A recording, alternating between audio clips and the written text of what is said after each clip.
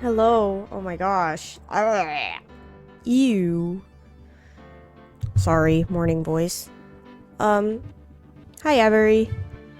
Can you let me know if the audio's okay?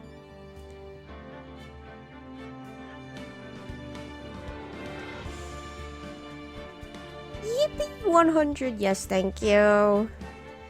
Thank you. I'll be doing something for that eventually. Once I finish some things. Audio's fine? Alright, let's go.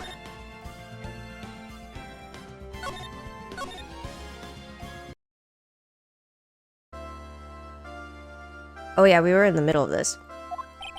The defense is ready, Your Honor. Ready and waiting as always, Your Honor. Very good. Then we'll get underway at once. Yesterday, we heard the testimony of Mr. Victor Kudo. He claims to have witnessed the defendant putting a powder into the victim's coffee. However, the witness's testimony was plagued with a number of problems. The mark on the rim of the cup showed that the victim drank from it with his right hand. But according to the old man's testimony, he picked it up with his left hand. Thank you, Mr. Godot. Furthermore, according to the witness's account, the victim was listening to the radio with an earpiece in his left ear. Yet the victim's left eardrum was ruptured, which made him effectively deaf in that ear. It's amazing how many contradictions a single case can have, huh, Nick? Just one testimony is not even a case. Huh. Allow me to enlighten you, Your Honor. The world, you see, keeps turning, and we must turn with it. You've lost me already, Mr. Godot. Don't let my mysteries of yesterday don't let the mysteries of yesterday mystify you today. Only losers think like that. You've got to change with the times. That's one of my rules. Are you implying that you've resolved these contradictions? You know the answers to these riddles. The old guy wasn't just throwing seeds in here. He was throwing us off the scent. And today I'll prove it. Very well. Let the first witness take the stand. It's you. And you are... Oh, bonjour everyone! I am Jean Armstrong, the owner and chef of La Tribulations restaurant. Enchanté! Forgive me for asking, witness, but are you a woman? Oh la la, monsieur! As you can see, I am le pet and petty gentleman, no? On the day of the incident, you were in Tribulations' kitchen. Isn't that right? With you, monsieur. Everything feels right.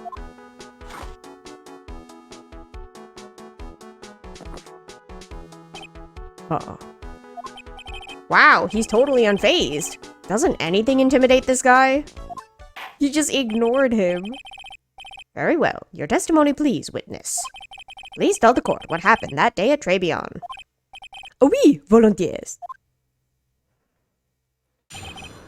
At Tribulations. When it all happened, there was just 2 customers in my restaurant. I remember I was experimenting with some new art deco that day. Like having a large mirror between the tables, for example. Oui, perhaps that is what the old man was looking at. The cup, the earpiece, and the glasses. He would have seen everything in reverse, no? I thought he said the eyepiece was on the correct side, though. And a mirror! Oui, un grand mirror. The most enormous mirror.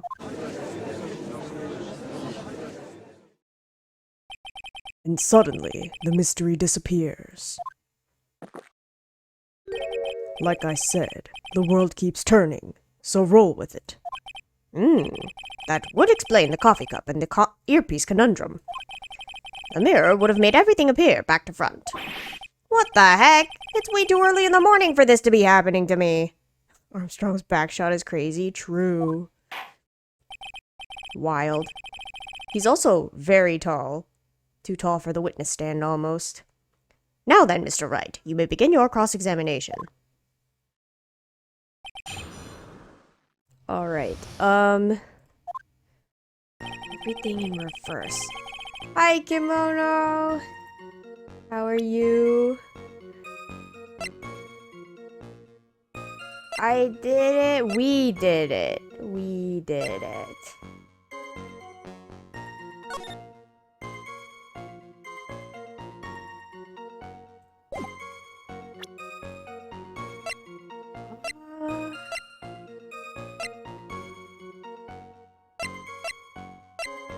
Thank you, guys. Accidentally damaged your camera. What were you doing? I am also doing pretty good.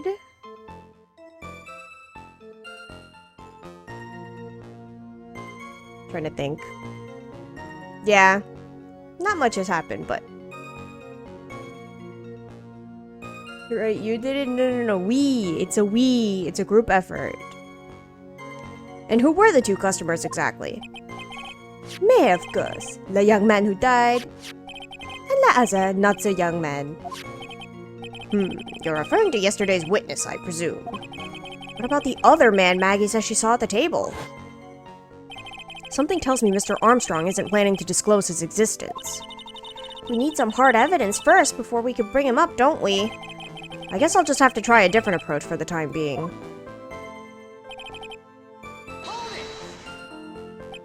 You were experimenting with Art Deco? How come I never heard about that before today? The charger port looked a lot like the mic drainage part, and I accidentally snapped it off. But this affects sound quality, oh gosh! I mean, hopefully it's not too bad. Yeah, that's... ooh. Tiny parts are scary. You're not familiar with the language of interior design, no, monsieur? Please stay on topic. Now, why didn't you tell the court about this before? But I did, just a few moments ago. Excuse me, Mr. Armstrong. This deco you mentioned, are you referring to some sort of decorature? No, Art Deco. It's a style of design, Your Honor. He's talking about interior design. Walls, ceilings, carpets, that kind of thing. Ah, yes, of course. That deco. I was trying to achieve a more effeminate look for my restaurant. I was planning the most bold remodeling of le decor. Mine is not. It absolutely is not. That is a lie. No way. Take the credit, Kimono. Take it. How big of a mirror are we talking about here? Boof. Something about 4 meters wide and about 2 meters high. Let's see. If 1 meter is about 1 yard, holy glass in a frame, that's huge. I was intending to install it on the ceiling eventually. The ceiling? Was there a mirror on the ceiling? I don't remember. Me no, but I decided not to go through with it in the end. What should I do? Should I ask him more about the mirror or not? Yeah. If you really had such a large mirror in the restaurant, someone would have noticed it. But there's nothing about a mirror in Mr. Kudo or Maggie Bird's testimonies. But... Objection! You didn't ask, Trite. You have only yourself to blame for such sloppy work. What? A mirror was delivered to Trebion the day before the incident. Really? As Mr. Armstrong testified, he was carrying out some design changes. What am I, a bank? I don't take credit, only milkshakes to order. Dang. We'll take it anyway. And as it turned out, he didn't actually use the mirror in the end. This just doesn't add up.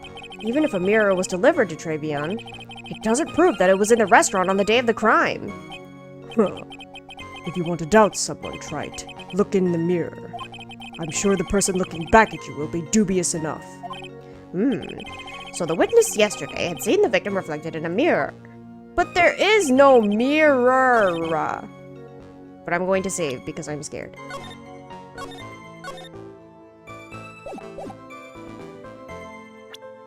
Where's the crime scene photo? There is no mirror!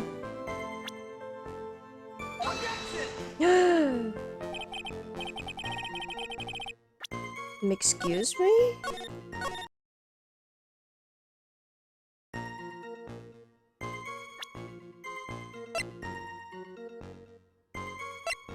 Why is Wright facing a cyborg in court? The prosecutors here don't have to go through like a check before they enter the courtroom, I guess.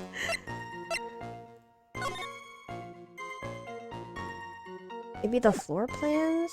There's no mirror here either. Nope. Okay.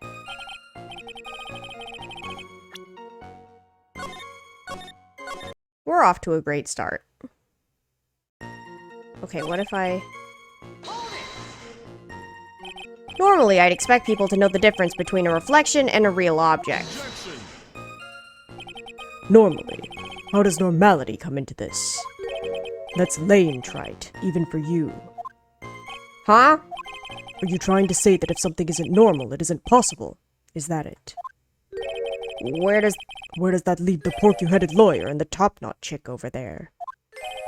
And the ungodly cool guy with the mask over here? Well, Trite? Ah! Not the hair! I do not have a top knot. Oh, girl, you do. Mr. Godot is correct. A lack of normality is no basis for discounting an argument. Bien, logique as one lady. Okay, wait, he would have seen everything in reverse, but he was also trying to read the paper. Can he read backwards? Present. Sports paper.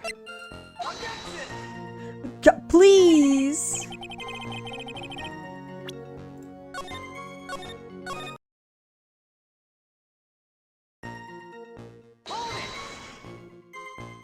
Everything. He would have seen everything in reverse. Oh, wee. Hey, Nick, we should take a second think about what old Seedy said in his testimony. How did he phrase it again? Boy was wearing the earpiece on the same side as the green lens of his specs. No question. You can lock me up if I'm wrong. It was his left ear without a doubt. I don't remember what voice I gave him. And then he used the same hand to pick up the cup. His left hand. Future me, remember to mark this 14 minutes in. Oh. If he saw everything he described reflected in a mirror, then everything he said he saw on the left was actually the right, huh?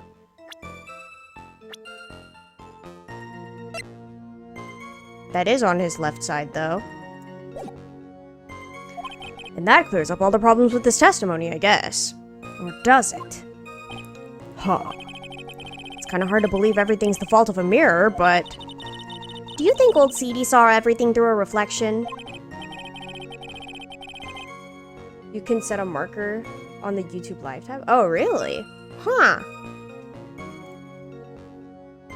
Just like...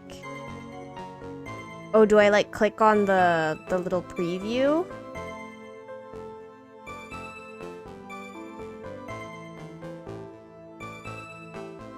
Or is it, like... Huh. I don't know. But that just makes the situation worse for Maggie. There's gotta be something in that old man's testimony. We've just gotta dig deeper. Top right. I have... Create highlight video. Oh, on the screen that shows you chat. Yeah. I'm there. Oh, timestamps. Is that it?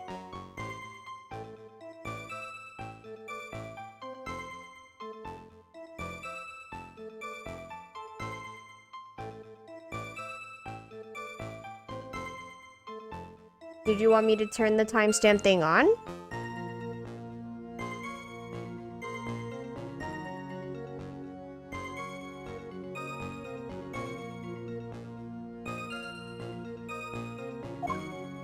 Yeah, timestamps? Okay. Ooh. Okay, they should be on? I don't know what that... Or... wait, no, that just shows me the time that you guys are chatting. Wait a second. Yeah, that just shows me what time you guys chatted. There's like a create highlights video, add stream marker. Is that what it is?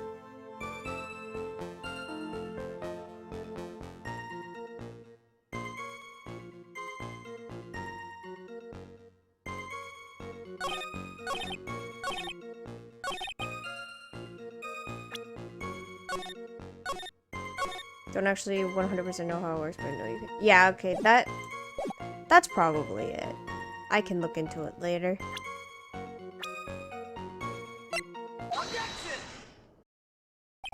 The coffee cup, earpiece, and the HMD. Yeah, stream marker. Let's think back over Mr. Kudo's testimony for a second, shall we? The boy was wearing the earpiece on the same side as the green lens of his specs. No question. You can lock me up if I'm wrong. It was his left ear without a doubt. So to summarize, we were told both the HMD and the earpiece were on the victim's left side. Now, if Mr. Kudo saw all that as a reflection in the mirror, it means both the HMD and the earpiece were actually on the victim's right side. Exactement, you see, monsieur. Now that you think about it, it is not so odd, no? Unfortunately, that's where we run into a monumental contradiction with the facts. If Mr. Kudo really did see everything in a mirror, why is it that the HMD is now on the wrong side of his head? Order, order. Mr. Wright is correct. If the witness genuinely observed the victim reflected in a mirror, then we would expect the victim's eyepiece to have been over his right eye.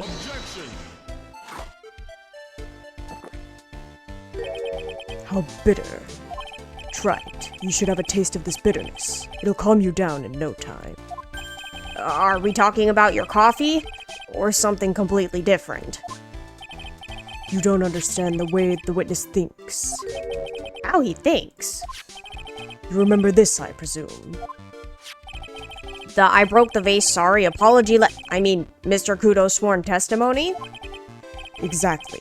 The old man has one very grievous habit, other than throwing seeds.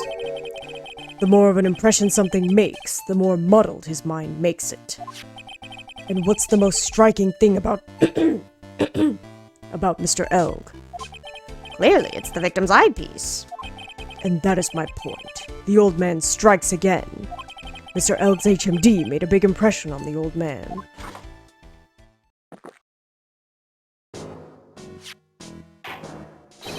I saw the earpiece and those newfangled spectacles he was wearing. Oh yes, they were both on his left ear, do you hear? His left ear. Well, Trite. That's the worst but best impression of Kudo ever. Wow, I really thought he was old seedy for a minute there. Kudo's good. Enough. I must agree that yesterday's witness was irresponsibly rash in much of his testimony. Bad luck, Nick. Looks like the boil of a contradiction you found is just a rash. A mirror can't be beaten by a handful of seeds, nor can it lie.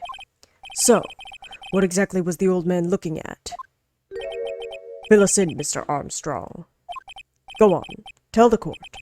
We're all ears. Oui, I can explain. Please, if you will look at the plans of la restaurant. The mirror. Alright. Alors, is everyone sitting comfortably? La mirror, it was in the middle of the restaurant, dividing the two halves. There is only one seat from which you could have seen an image of la victim. That was la seat at the table next to la victim's. That was where la old man was sitting. After la terrible incident occurred, I moved la mirror so it was not in the way. So you've altered the crime scene, is what you're saying. But naturally, I did not touch anything else. Take it! You took it. I see no problems with the explanation we've just heard. On the table next to the victims, Mr. Kudo could have seen the victim in the mirror. What a naughty little coquette I am, confusing all the men like this. Don't worry about it. We can keep up, except for the guy breaking out in a cold sweat over there again. I hate that guy. You said you didn't touch anything else apart from the mirror. Are you quite sure about that? Volunteers, of course. Very well, Mr. Wright. Your cross-examination, if you please.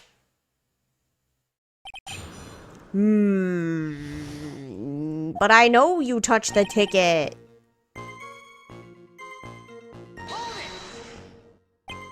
So, run this by me again. The mirror was here, correct? Oui, Really? Because I know if I were you, I wouldn't have put a mirror there. It would be in the way. Objection! Look who's talking, Trite. Huh? You're obstructing my view among the other things. But this is my seat in the courtroom. Tribion's charm is that it gives you the impression that you're the only customer. Temporarily placing a mirror in that spot would hardly be in the way. Unlike you, Trite. I tell you, monsieur, the mirror was there in the middle of the restaurant. See, that's where the old man was sitting. After the incident, I moved it so it was not in the way, but naturally I did not touch anything else. I mean, okay, wait. We have the medicine. This thing. No!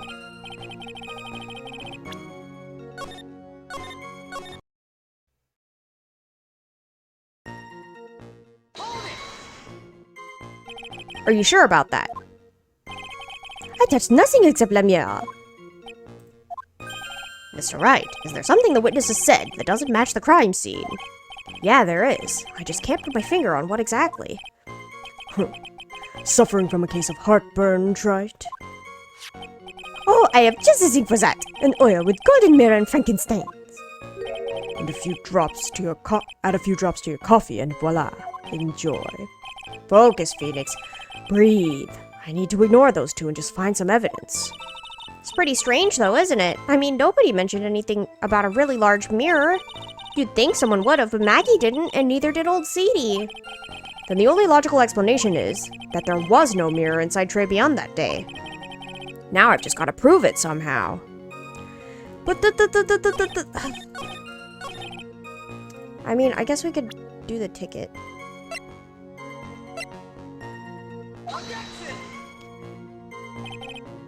My guy! I should have saved. Now I have to speed through this.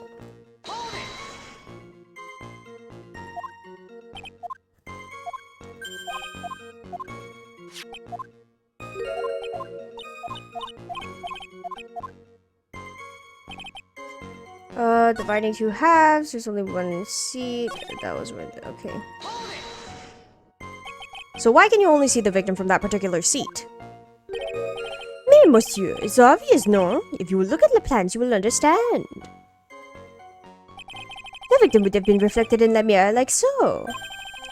If you were sitting at the table next to him, you would have seen everything, no? So that's the seat old Seedy was sitting in on that day, when the poisoning happened. The old man was sitting at the table next to the victim. Why does that seem kind of odd? Why does that seem odd, Phoenix? Explain. Oh, where the old man was sitting. Okay.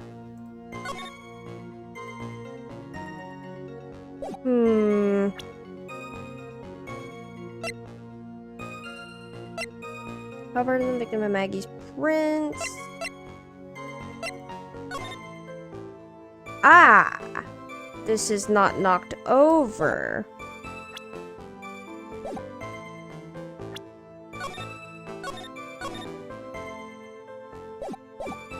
Present.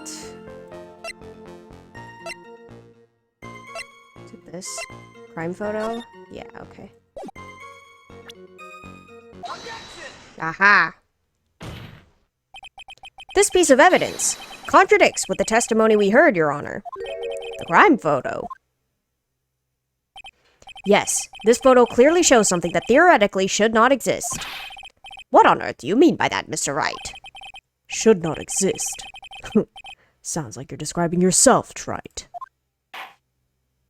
Now then, if the defense would please clarify its statement. What is the something that should not exist in this photo? This thing.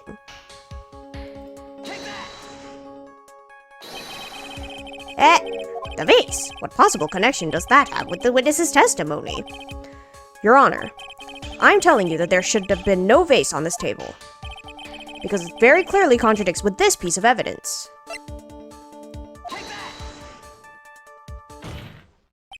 There's one thing that was clearly demonstrated by yesterday's testimony. Mr. Kudo broke the vase that was on the table where he was sitting. And yet, as the court can see, there is an unbroken vase on the table next to the victim. Why? Because Mr. Kudo was not, in fact, sitting at the table next to the victim at all. Don't be an idiot, Trite. That's impossible. That seat's the only one Kudo could have seen the victim's reflection from. Exactly. There's only one conclusion we can draw from this contradiction. There was no mirror in Tribulations that day. Your testimony, Mr. Armstrong, is an elaborate lie. Mon Dieu!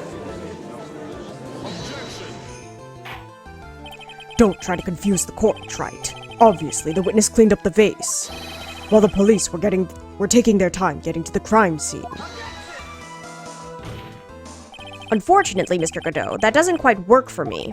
Mr. Armstrong already testified to the contrary, in his own words. I did not touch anything else except the mirror.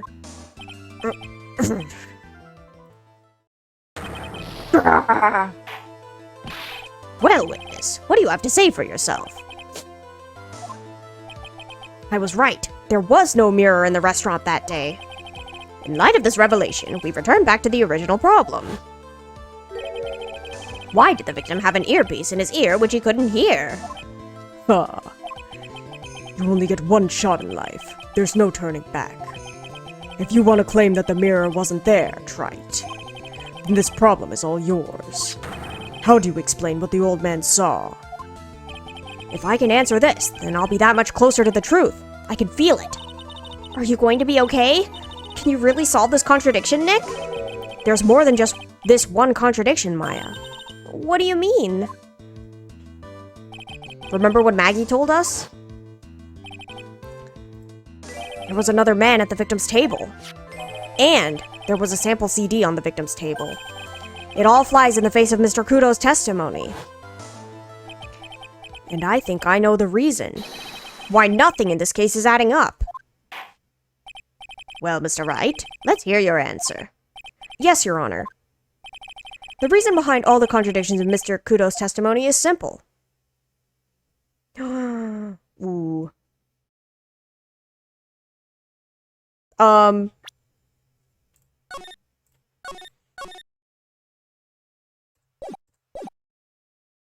Mr. Kudo made a mistake. Very obvious. The ear doctor made a mistake. No, I don't think so. The victim was a phony is interesting. But does it make sense? Maybe.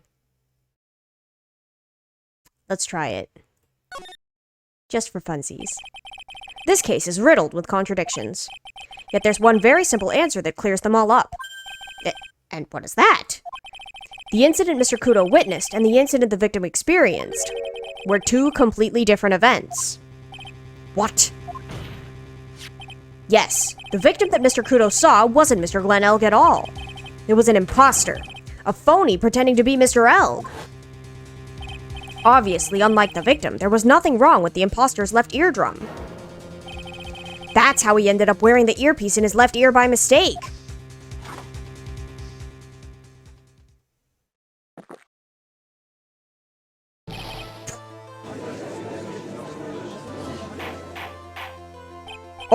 Order in the court. Settle down or I'll clear the courtroom. Quiet, Gramps. Why don't you clear out of here, huh? What did you say? Trite, are you saying that what Mr. Kudo saw was a setup? Yes. Someone pretended to be Glenn Elg and acted out the whole coffee poisoning. All for the express purpose of creating a witness out of one Mr. Victor Kudo. Get real, Trite. Why would anyone want to do that? Isn't it obvious? The thing Mr. Kudo was most insistent about in his testimony was... The servant girl brought him a Javachino, but she put something in it. That's the servant girl, right there in the defendant's chair. I remember her well. It's so hard to believe, but... There was one and only one reason to show Mr. Kudo this fake poisoning. To show Maggie Bird in the act of poisoning the coffee. Are you insinuating that the waitress in the old man's story was a fake as well? It's true that there were no other customers in the restaurant at the time, but it is also true that the chef was there. He would have noticed what was happening. I thought Animal Crossing was going to be on your schedule. It is eventually. I don't know when, though, because I'm thinking it might be easier to run once I get back to the US and can run it on my PC. So I think because we're only here for like 2 more weeks, I'm just gonna like continue the games we've been doing, maybe some art streams, and then once we get back, I'll probably do the Animal Crossing thing, as well as like, I don't know, whatever else. Maybe that's when I'll do the 100 subscribers thing as well. Things to plan. That's right. Well, witness, if your restaurant really was the scene of such theatrics, you would have known about it, correct? Oh la la. This is most difficult for me. Yeah. Laptop streaming is, not ideal, unfortunately. No, it's quite simple. All you have to do is testify. You are under oath, after all. Sekiro? Is it free? Was there, in fact, a phony at Tribulations that day? The defense demands that Mr. Armstrong tell the whole truth about what happened. The defense's request for additional testimony is accepted. You will accurately explain in detail the events in the restaurant that day. Oui. In the restaurant. The victim, Monsieur L. He came to my restaurant alone. I remember the old man arrived not long after him. There were no other customers. When he got word he won the lottery, Mon El became very excited. It was approximately 5 minutes later that the poisoning incident occurred. No, it's not. It's made by the same company that made Dark Souls. I see. Non, there was no time for La Phony to do la acting. Just so we're clear, there was no mirror in the restaurant after all. Je vous demande pardon. Forgive me, Your Honor. I lied because I wanted this mess to be cleared up quickly. What you have just done is commit perjury, Mr. Armstrong. I will decide how to punish you later. Oui. For now, we will hear your cross-examination. Mr. Wright, if you please. He took that perjury charge a bit too well. But I'm guessing he'll be in more serious trouble after this cross-examination. Okay. Came to my restaurant alone. I remember the old man arrived not long after him. There were no other customers. When he got word he won the lottery, Mr. L became very excited. Did you see him? No, I was in the kitchen, but I heard him. I remember him shouting, "Yes! $500,000! Presumably, the defendant heard that too, then, correct? Maggie? She looked like a poor little frightened dove. And what about Mr. Kudo? The old man choked on some birdseed that got stuck in his throat. It seems that we now have yet another incident on our hands.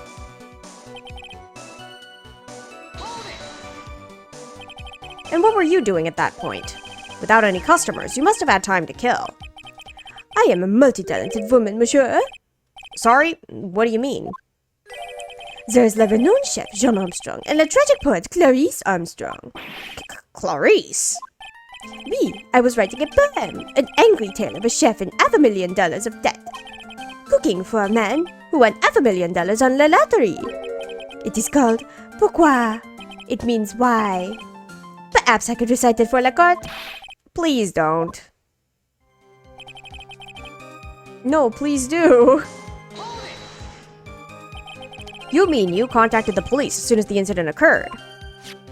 I asked the old man to call from the payphone. By your own argument, Trite. The purpose of this phony's victim performance was so that the old man would see it. In other words, once the incident occurred, this opportunity would completely disappear. Indeed. Bien, it seems the shadow of doubt has been lifted, n'est-ce pas? I guess Mr. Armstrong is connected to this case, huh? Absolutely. Someone was impersonating Mr. L, and I refuse to believe he was oblivious. He was in there the whole time, after all. But if you're right, wouldn't Maggie have noticed too? She fell unconscious when the incident occurred, remember? Oh, you mean that's when the phony staged his act? We'll know for sure once I find a hole in his testimony. Was he alone at his table as well? Mais oui, I saw him from the kitchen. Yet the defendant, Miss Bird, remembers it differently. She swears there was another man at the victim's table. Unfortunately for you, Trite. Yesterday's witness also testified that the victim was alone. You know, seeing you squirm like that reminds me of a certain coffee's bittersweet bite. What kind of coffee has he been drinking? It's not coffee, it's love. It's love that's bittersweet. Hearing Maya say that makes her seem wise all of a sudden.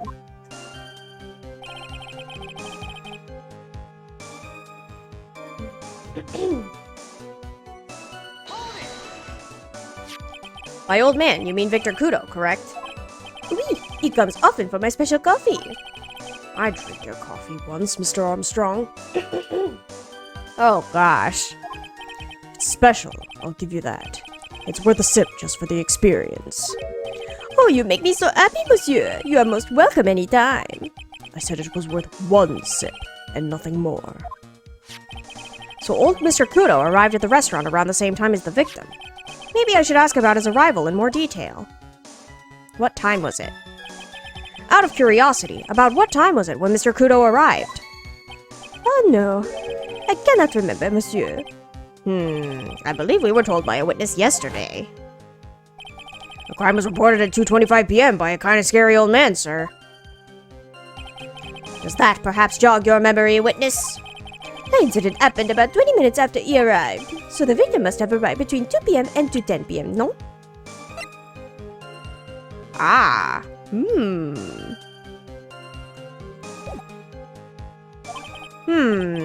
Just after 2, huh? Thank you for your help in jogging my memory, monsieur. You are wonderful. Ha ha ha! I can't sit here all the time and do nothing now, can I? The time of day will be added to the witness's testimony. Oui, monsieur judge. Everything I do it for you. Merci bien. That's French, isn't it? Ha ha ha! I'm glad at least one person is in a good mood. He's even humming a song to himself. Okay. Just after 2 p.m. We're saving. Percent. Autopsy.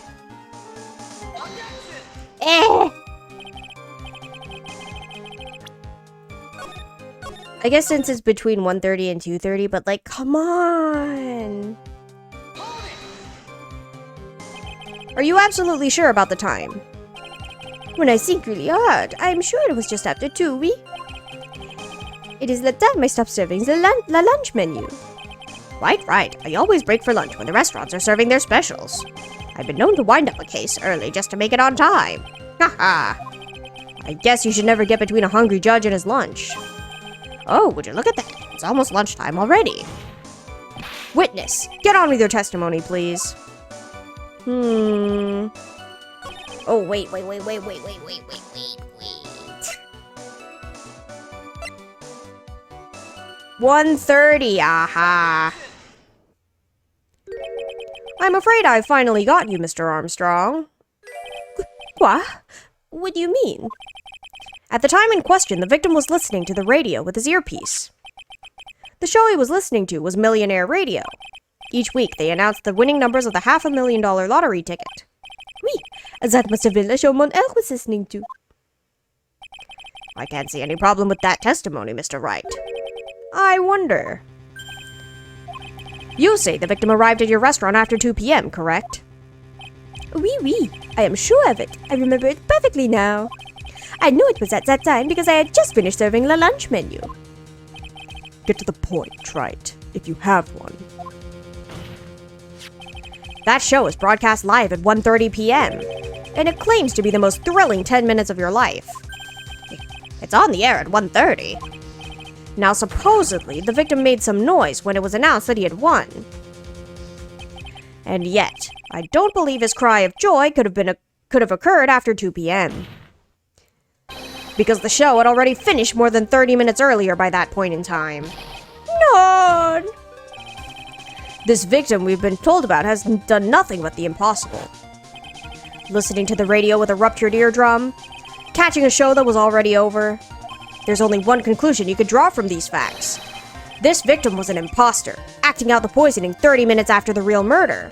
I think Avery did it. Ooh, is she in the list of suspects? We should check her profile.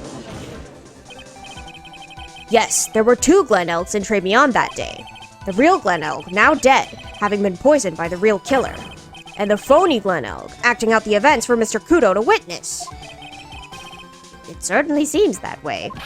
I mean, if that wasn't the case, how could you explain the time discrepancy? I've been caught. Sus. Quite the performance, Trite. You were almost on a roll. But sadly, you lack the rock-hard foundation of rhythm to build your song. What is this? Music Theory 101? Let's recap. According to your imaginative theory, it is now just after 2 p.m. The phony elk is performing a play for the benefit of Mr. Kudo. How do you explain, then, where the real Glen Elk is? In the kitchen, duh. I don't believe I have to spell this out for the court. However, at that time, the real Glen Elk was already dead. That is certainly the obvious conclusion. That's not what they're asking, Phoenix. Thank you, Trite. That's exactly what I was hoping you would say. What? Now I presume you could prove this theory of yours. Can you explain where the missing corpse went to? The missing corpse? According to the old man's testimony, there was only one other customer there. If that customer was the phony Glen Elk, then where did the killer hide the body of the real victim? Narg! The prosecution has a valid point, Mr. Wright. If your theory is to stand up to examination by the court, you must provide us with proof by answering the prosecution's question. Where did the killer hide the body? Yes, Your Honor. No conjecture, Trite. Let's hear some facts for once. Show the court a piece of evidence that proves where the body was hidden. Evidence? What's with the intense pressure in here all of a sudden? I thought I had him with that contradiction. But he's turned it all around and backed me into a corner instead. Well, Mr. Wright, the court will now hear the defense's theory and evidence. First, where was the body of the real Mr. Elk concealed? Inside Trebion. Where's the body, Avery? Tell us. It would have been too dangerous to take the body outside. Obviously, the body must have been hidden somewhere inside Trebion. Interesting. But where could a body have been hidden inside a restaurant? Perhaps you would care to show the court on these plans, Mr. Wright. Yes, Your Honor. The exact location where the body was concealed inside Trebion was... kitchen. I ate it! Avery. Huh? Cannibalism is frowned upon in most countries. The body was hidden here. I see. Nice supposition. But the real question is, can you back it up? Where's the evidence that proves the body was hidden in that location?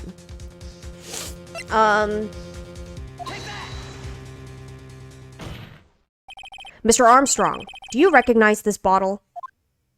No. I have never seen such ugly bottle before in my life. I only use the very best model, monsieur. The highest quality only for me. A body in the kitchen means it can go in my tummy. I see the logic. I see it. But still. Where was that bottle found, Mr. Wright? Interestingly enough, Your Honor, it was found in the kitchen of Trebion. Quoi? But I only ever use these bottles for my aromatherapy oils. But this bottle doesn't contain aromatherapy oil, Mr. Armstrong. No, it contains a medication. What kind of medication? I'm sure everyone remembers, don't they? That Mr. Elk visited an otolaryngological clinic and was giving medication that day. This word I do not like. Is cannibalism frowned upon in Korea? Yes, it is. You can't be serious. The defense had the contents of the bottle analyzed, and I have the lab results here. The contents of the bottle matched the prescription that was given to Mr. Elg. Glenn Elg's murderer hid the body in the restaurant kitchen, at which time this bottle fell out of the victim's pocket. Mr. Armstrong, when the incident occurred, didn't you say that you were in the kitchen? Mon Dieu! Yes, you know what I'm about to say. It was you who hid the victim's body. You did a fine job pretending to defend my client, Maggie Bird. However, you were setting her up to take the fall behind the poor girl's back. No! Order. This is an extraordinary development. Witness, did you murder Glenn Elg? Never! I could not do such a horrible thing. No!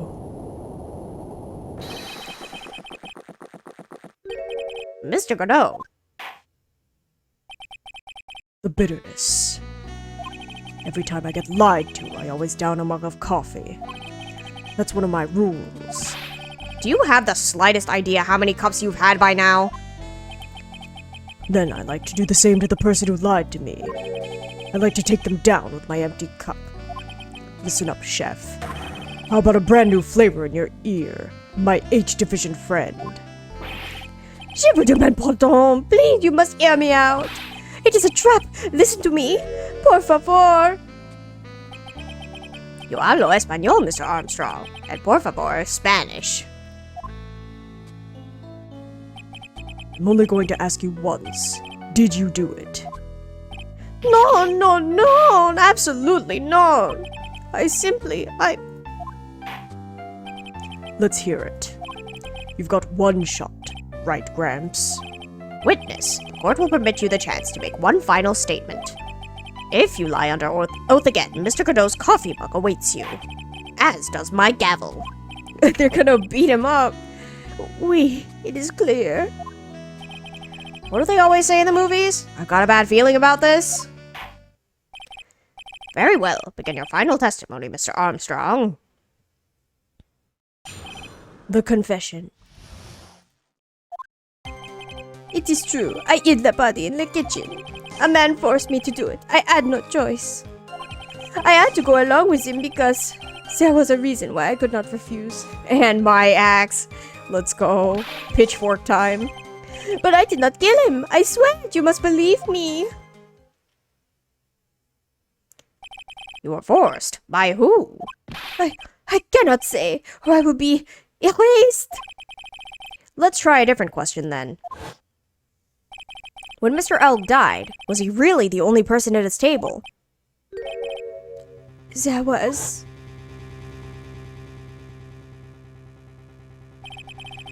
another man.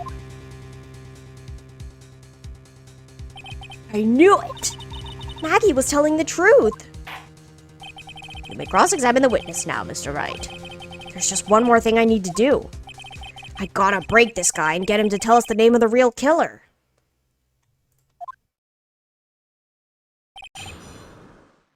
Okay. Took the body in the kitchen and man forced me to do it. Ha.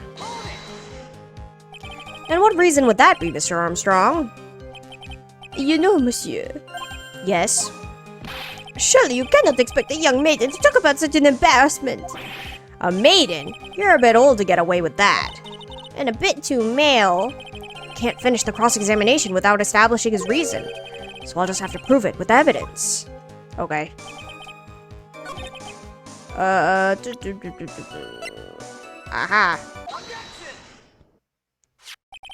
You have a $500,000 debt, don't you? $500,000? Is this true, Mr. Armstrong? Oui, je suis désolé. I was weak and I borrowed the money. This is Mr. Armstrong's Achilles heel. That's why you couldn't refuse anything asked of you by this man. It me.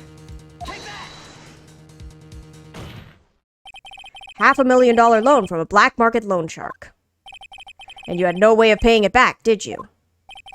That's why you were forced to do anything this man told you to. How old is he? 42. He's so much older than Phoenix.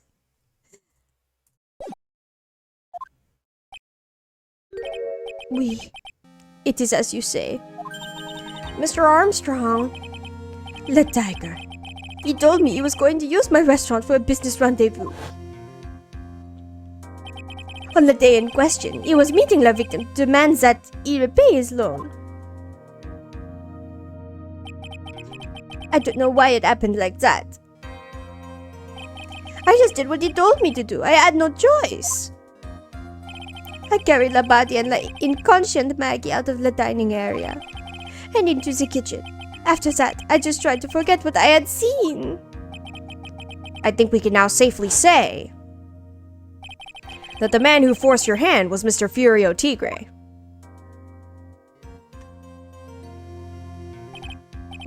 I do have one further question for you, Mr. Armstrong. The poison in the lottery ticket that were found in the defendant's apron pocket. Was that your doing as well? No, I knew nothing about that. Making it look like it was Maggie who had done it. I was not. It is despicable. Mr. Godot, you will summon this Furio Tigre as a witness. I doubt that it can be arranged today, so we will adjourn for now.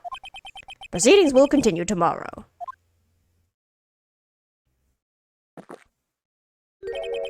30 minutes. What? The trial will go on. I will see to it myself. I need half an hour to get that guy on the stand. Not a minute more.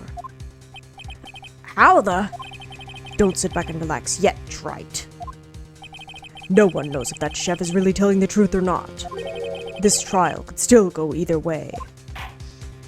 Very well. Your request is granted, Mr. Godot. We will resume once Mr. Tigre is ready to take the stand. Until then, court is adjourned for a 30-minute recess. Let's go!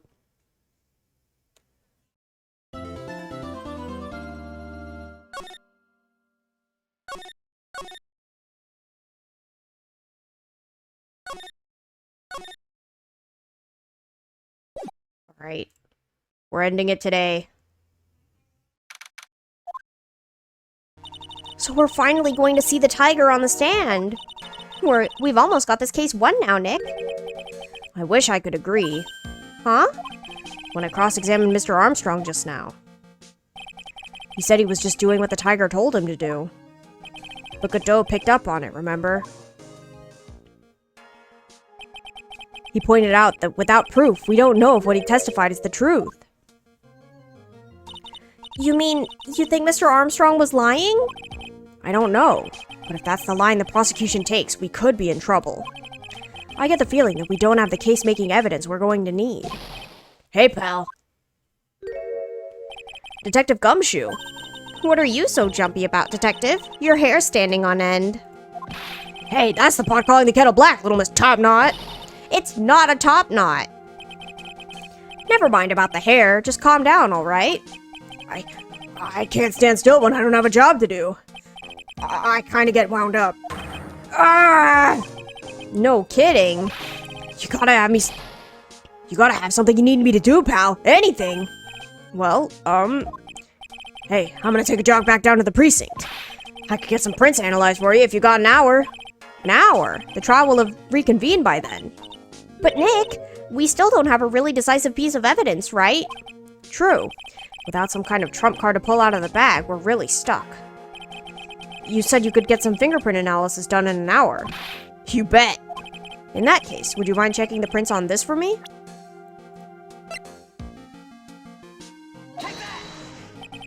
If you're going back to the station anyway, could you find out whose prints are on this? Oh, hey, that's the small bottle I gave back to you this morning, right? Yeah, I think it's time we solve the last mystery of who the prints on it belong to. Sure thing, pal. Actually, that's been gnawing at me too. Alrighty. Okay, I'll get this off to the lab right away. Just make sure you don't lose the case before I get back.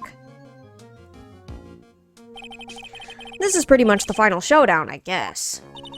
It's time to separate the phonies from the real guys.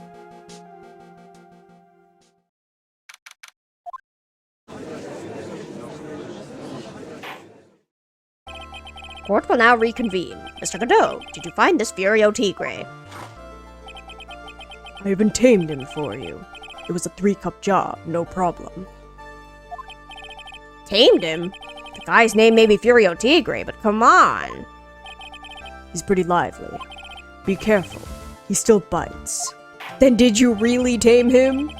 Very well. Please show Mr. Tigre to the stand.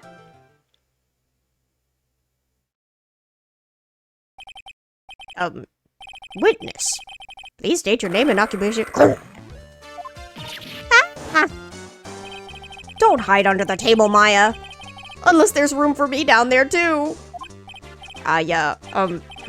Would you mind? What do you say to me? Nothing. I didn't say nothing honest. Who could have guessed that fear would induce a bad Brooklyn accent in the judge?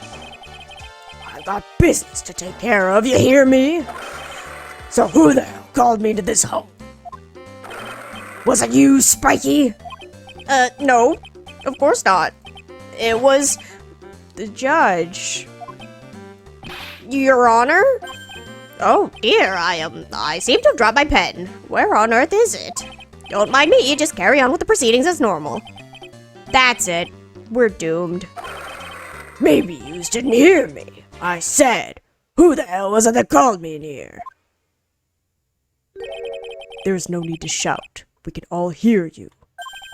What'd you say? There is no point struggling. You're caught in a snare. The relentless snare of the law. And I'm the one that hauled you in. Too cool. Don't let him get the better of you, Nick. Let's start with the basics. You know about the incident in question, correct? Incident? I don't know nothing about no stinking incident, mask boy! You mean you didn't attend the previous trial of Maggie Bird? Maggie who? I've got more important things to do than watch courtroom dramas. Of course. Well, perhaps you could give us your testimony then. Please tell us about what you did on the day of the murder. Phoenix Wright. You's the one who set this up, didn't you? You's gonna regret the day you ruffled the tiger's fur. You hear what I'm saying? Well, maybe I should have brought a diaper with me today. Get a grip, Nick. The little baby boy. The tiger's alibi.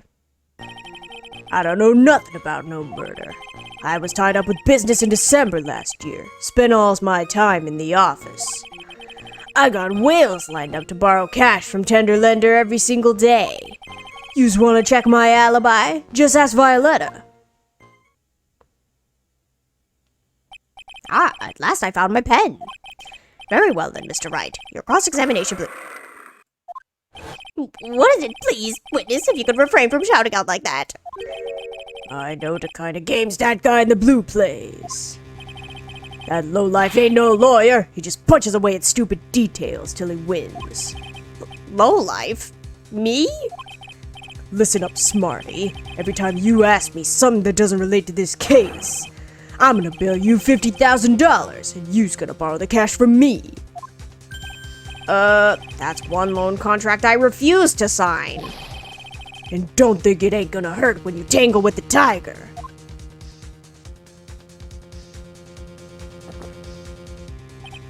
Huh. I love a good spectator sport. Just a minute. That's really not. This witness is...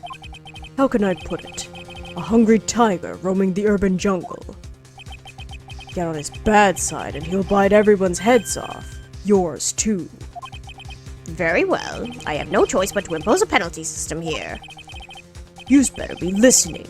I said I got business to take care of. Big business. If I don't split now, I ain't gonna catch my bus. What happened to your scooter? The court will impose a penalty for any irrelevant pressing of the witness testimony. Keep that in mind as you begin your cross-examination, Mr. Wright. Yes, Your Honor. You could do it, Nick. Come out from under there already, would you? Would you, Maya? Okay,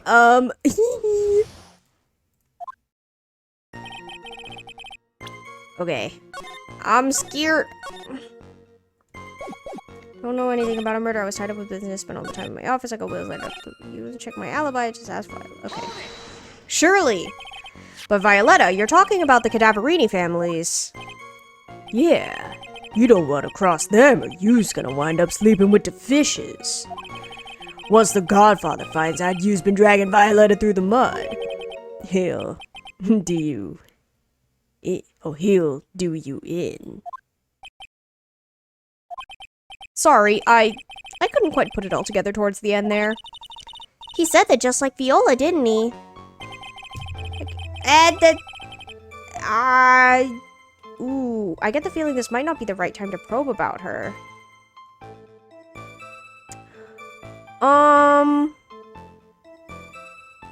Ooh. Huh. I mean, okay, I'll trust Phoenix's gut. It's too dangerous to press things without knowing where they might end up. I'd better just focus on gathering information at the moment. Okay.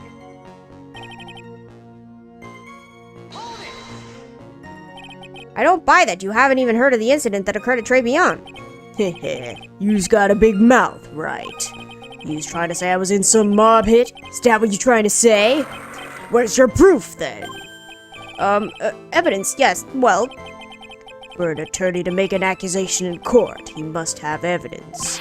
That's from loan shark to lawyer, beginner's guide, yeah?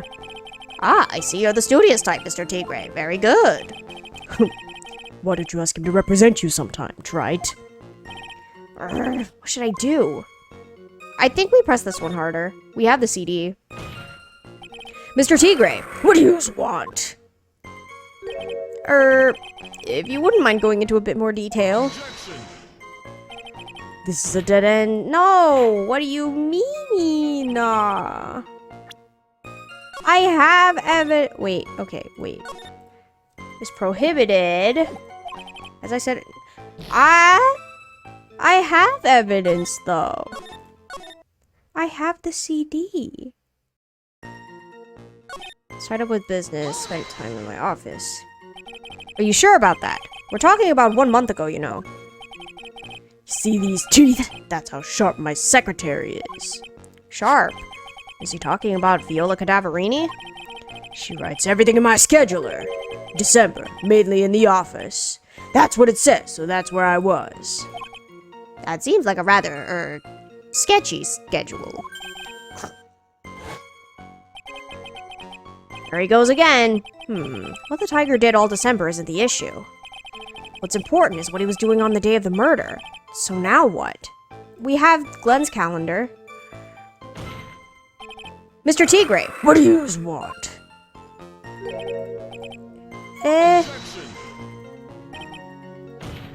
why is this another dead end? Yeah. No, it's essential that we establish the witness's alibi accurately. I agree. The victim was killed on December 3rd. Were you in the office that day too? Maybe yous ain't listening. Of course I was. I never set foot outside. I had meetings all day with a bunch of cats wanting to do business with me. I ain't never seen that young kid before. I do believe the witness's last statement was important. Mr. Godot, if you could please. Mr. Tigre, the court asks you to add that last statement to your testimony. Don't let an animal beat you. Be a man, Your Honor, and ask him yourself. Day you was talking about was in the office. I never saw that kid before. I think that's a lie. But let me save. Hi, Godspeeds. Welcome. How are you? You hydrate. Okay. I have the calendar. I think. Yes. Mr. Tigre, you claim you didn't know Mr. Glen Elg, but it appears that Mr. Elg knew you. What? Mr. Elg left this little note on his calendar. Meet with the tiger. And the date? December 3rd. December 3rd? That's the day of the murder. Objection is right. So, Mr. Tigre, I submit that you did indeed know one Mr. Glen Elg, because on the very day of the incident, you met with him.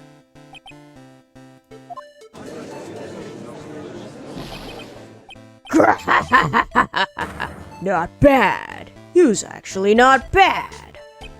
Sorry? I was just messing with yous to see how good you were. Did you hear that, Nick? He said you're not bad. That's one compliment I could do without. Plus, he's lying through his teeth. Witness, please remember that you're under oath. Lies will not be tolerated. You's calling me a liar? Is that what you doing? Ruh-roh. So you're saying that your claim to have never seen the kid before is the truth? I said I'm dead serious. You's better believe that's the truth. Huh. Then I'd say that gives me time to enjoy another cup of pure black magic. That is, while you testify for the court again, Mr. Tigre. Oh, yes.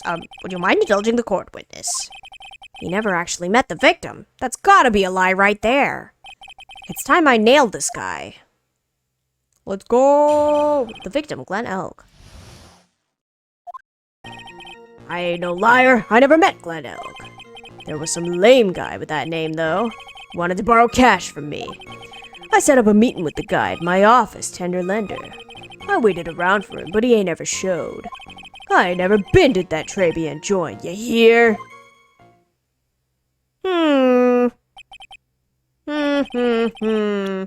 I wonder about that.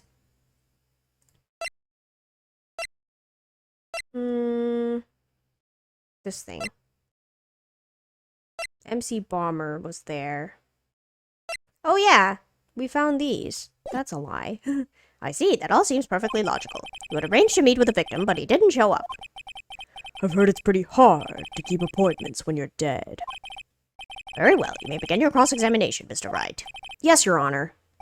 Didn't I tell you I got a big deal going down today? I ain't gonna make my bus now. I'm gonna have to take the express train. That bill's going straight to you, right? Grr. Why? Don't you have enough money for that? Okay. I'm just gonna submit the match thing.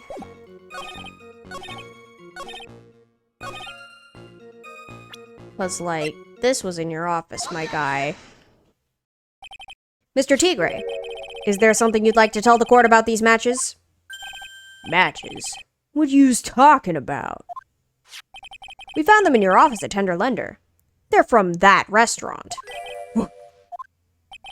If you've really never been to Tribulation before, what was a book of the restaurant's matches doing on your desk? You's been snooping around in my stuff now too, wise guy! What are you, my ball and chain? Ain't no broad controlling me. Order, order. Well, witness, I think it's time you started telling us the truth, don't you? Sorry, I'm terribly sorry. Forgive me. I ain't no pussycat. I don't go back on what I've said. But okay, I was at the joint that day. What? But listen good, alright? I might have been there, but I still never met that kid. Well, well. Looks like an order just came in for another testimony. I'm this close to proving it was him.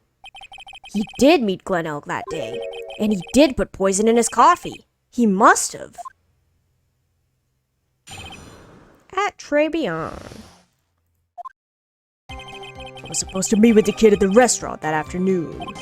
When I opened the door to the joint, I saw one ugly scene. So I was busy, I'm good, thanks for asking. No worries.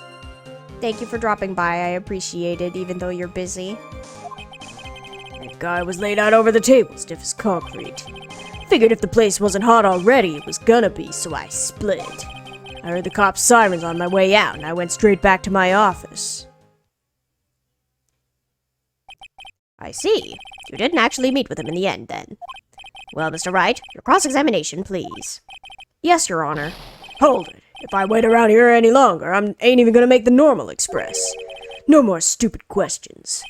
Huh, no problem. Anytime Trite presses you on something irrelevant, I'll see he pays a penalty. Mr. Godot, that's my job. Your job is to slam that little hammer of yours and call a guilty verdict. So do it. Yes, sir. The Special Express ain't cheap, right? Just so yous know since yous payin'. Oh, man. Doesn't the rule of law mean anything around here? Poor Feeny. Okay. I'm scared.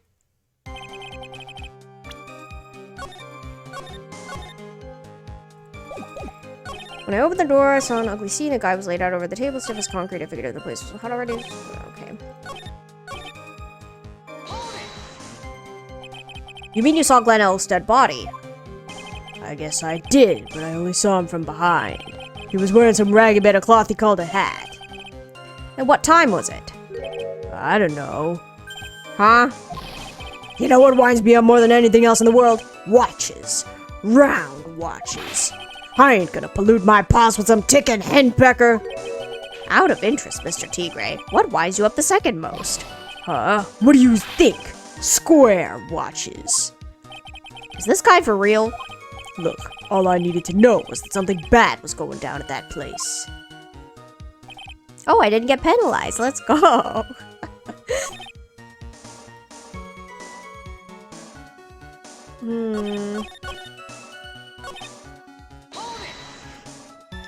So the meeting wasn't due to take place at Tender Lender at all, then? The kid was making a fuss about coming into the office. It's always that way when I want to talk about repayments. Even though I got the best punching bag you've ever seen if there are any issues. Maybe it's because of the punching bag that people are scared to come. So that's why you decided to meet at Tribulations. Huh. You're going over old ground again, Trite. Sorry. No, thank you. Okay. So I know I can press this.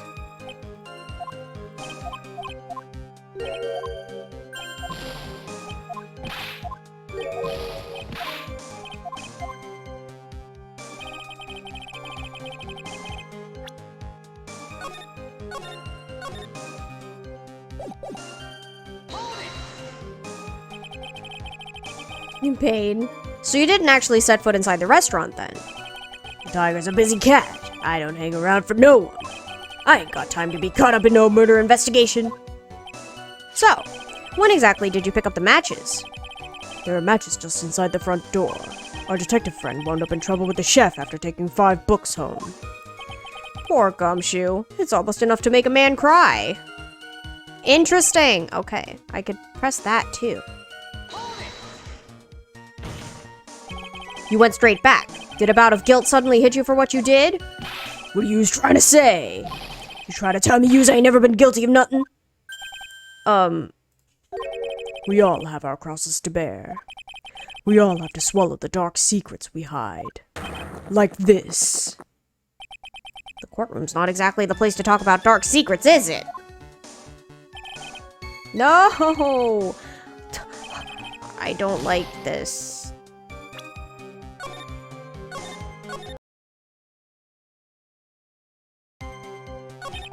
Stop sirens, okay. An ugly scene? What do you mean? The witness has already told us, Trite, which makes that question irrelevant. But... Huh? I limit myself to 17 cups of coffee during a trial. That's a rule. You'd better limit the number of times you take a penalty, Trite. Okay, so I can only press those 2 statements. Good to know.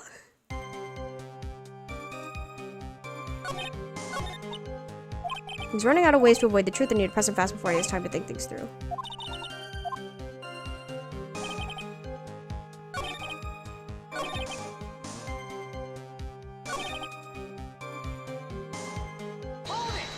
Okay.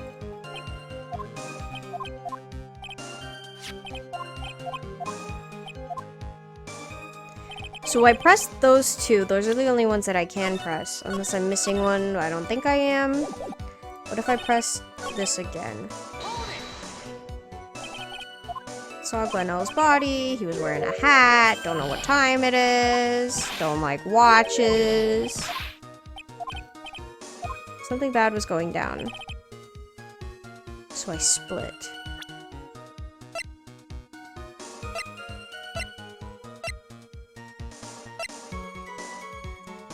Light of potassium cyanide, a photo of the crime scene, coffee cup, apron, cyanide.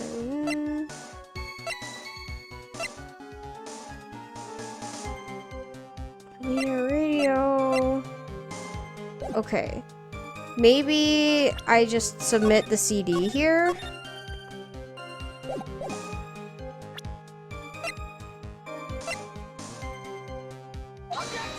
Nope. Okay.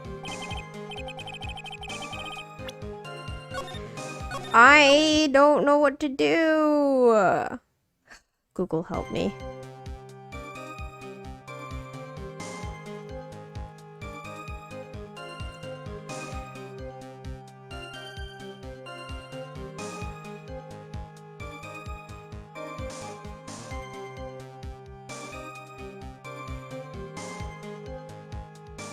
Trivia on floor plans on statement 3. Let me see the other statements. Oh.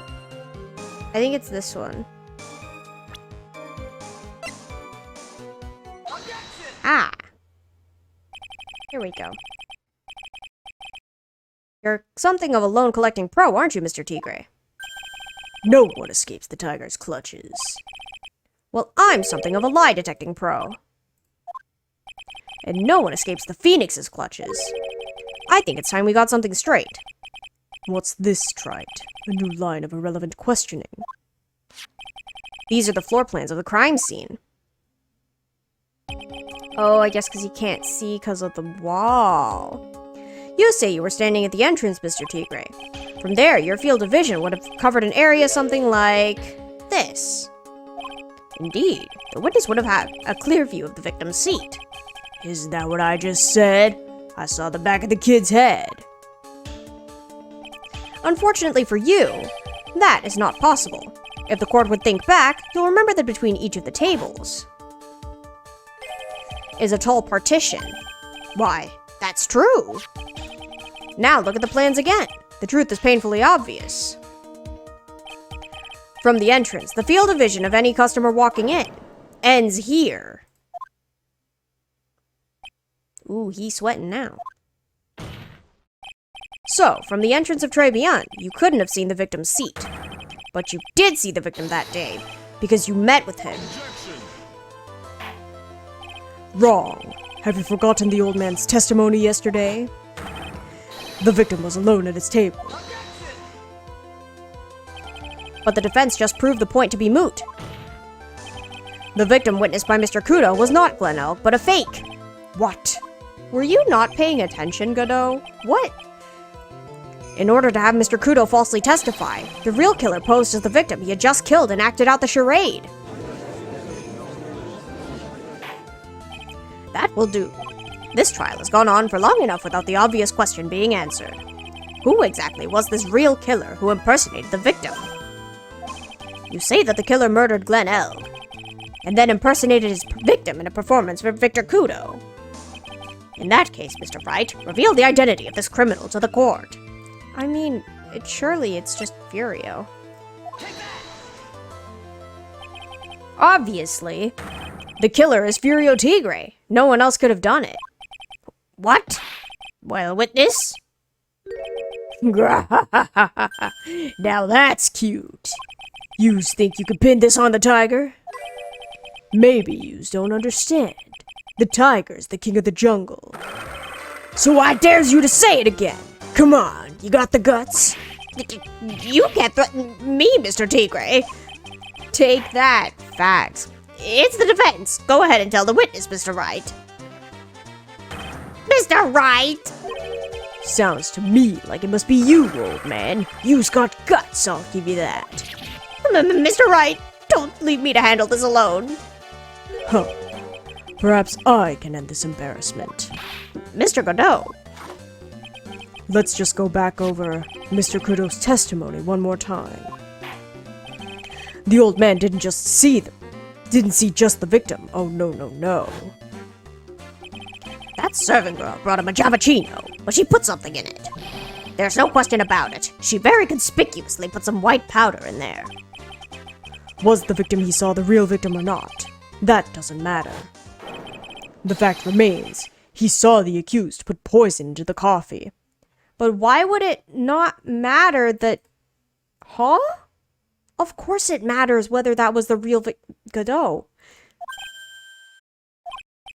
Yes, it was the waitress who poisoned the coffee.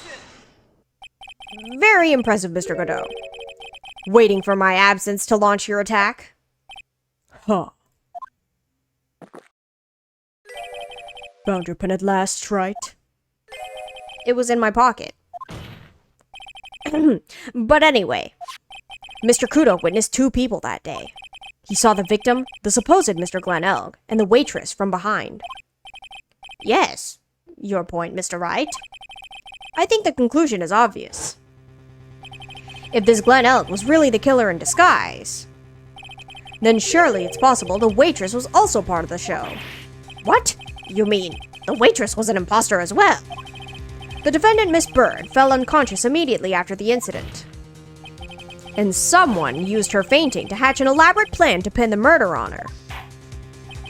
Who on earth was it? Who was this waitress that Mr. Kudo witnessed? Miss Cadaverini. Who is this woman? Her name is Viola Cadaverini. She's an employee of Tender Lender. You's making a big mistake. Do you know who Violetta's grandfather is? You better be going home in an armored truck tonight, if you know what I mean.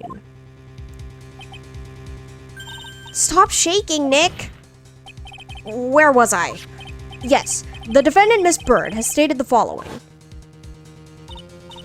Well, when I took the coffee over to the victim's table, it's true there was another customer in the restaurant. She was sort of creepy. She had a kind of cackling laugh. I honestly forgot Maggie said that. There are just too many contradictions in this case. The second man at the victim's table who nobody but Miss Bird seems to have seen. Bonk. The earpiece worn by the victim in his left ear when that eardrum was ruptured. And the radio show he was supposedly listening to half an hour after it was over. There's only one logical explanation that clears up all of these contradictions. The whole incident took place twice, once for real and once for show. And Mr. Furio Tigre, the only person who could have committed the crime, is you! Witness, what have you got to say? That's cute. Sorry? You's alright. I could do with a guy like you around. What do you mean? Okay, I'm in on this game. I'm gonna have to charter a jet to get to my meeting now, but I'm gonna give yous one more thing to think about before I go. Something to think about? Yous got it all wrapped up nice, huh, right? But yous missed out on one real important thing. But that can't be. I was in the joint that day, and I met that kid, too. But I couldn't have poisoned him, yous hear? What? Do you really expect us to believe you now, Mr. Tigre? Huh. What a troublemaker. Troublemaker? Looks like we're going to need another one for the road.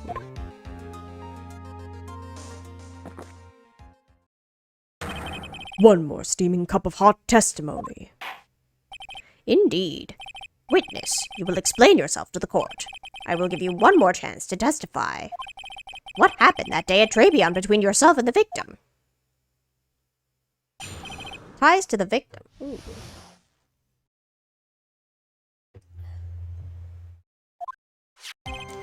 Yeah, I loaned El Cash about $100,000. That day, we was due to have a little chat. The kid had hit his payback date, see? So anyway, he tells me he's got no way to pay up. I'm about to flatten the guy when he starts screaming. Yes, I won! $500,000. He got lucky, you know. Real lucky. If that waitress hadn't done what she'd done, everything would have been over. Now, I see that the principal amount you loaned to Mr. L was $50,000. Yeah, well, you've got the vig to take into account. Interest builds up fast, you know. That's faster than fast. $100,000 is twice his principal. And the repayment deadline was December 3rd, on the day of the incident in question. Yeah, he was one lucky kid. He got that $500,000 just in time. So I ain't have no reason to kill the kid. And if I ain't got no motive, you ain't got no case. His motive? He has to have one. But what is it? Gee, Phoenix, what about that CD that we haven't used ever? That day, so anyway, tells me he's got no way to pay out. For one, we're lucky that waitress hadn't. Okay. What's the tiger's motive? This is a big one. Okay.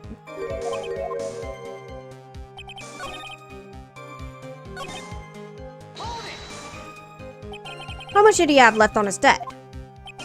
You want it in round figures? About $100,000. That's the whole amount. We're talking about a guy who had 58 cents in his wallet. What? You telling me he wasn't even gonna pay for the coffee? He certainly seems to have been a brave man, this Mr. L.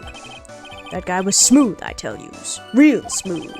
You'll have your money in less than 5 minutes. That's what he says to me. The guy then calls me the Tender Tiger. He was skating on thin ice with me.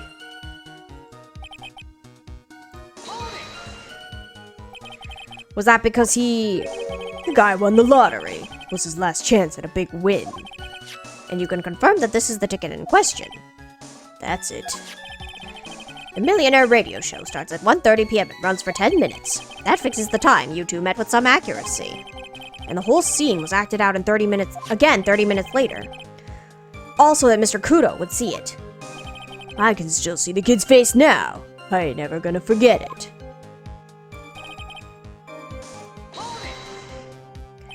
Was there anyone else in the restaurant at the time? I don't remember. If there was no one there, I'll wear that ridiculous tiger shirt for a month. Mr. Armstrong, Maggie, and if I'm right, Viola Cadaverini were all there at the time. So, the victim had intended to repay you from his lottery winnings from the beginning. Seemed that way to me.